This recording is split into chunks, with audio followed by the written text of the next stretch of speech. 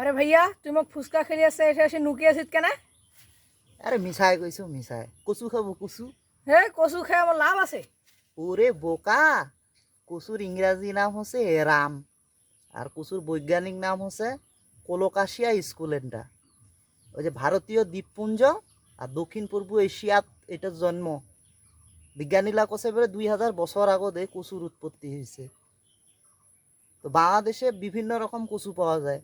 ওল কচু, মান কচু, দুধ কচু, শোলা কচু, মুখী কচু, এগুলা খাওয়া যায়, কতলা ফির খাওয়া যায় না। তারপর যে নাইজেরিয়া আছে না, নাইজেরিয়া নাইজেরিয়া বিশ্বে কচু উৎপাদনকারী প্রথম দেশ, বেশি উৎপাদন হয়। কচুত কিন্তু ভিটামিন এ আছে, ওই যে রাতকানা রোগ দূর করে। ভিটামিন সি আছে, শরীরের ক্ষত সারায়। আয়রন আছে, আয়রন আবার কি করে, ওই যে শরীরের যে হিমোগ্লোবিন আছে ওইটার মাত্রাটা বজায় রাখিয়া রক্ত প্রবাহটা, অক্সিজেনের প্রবাহটা এটা সচল রাখে।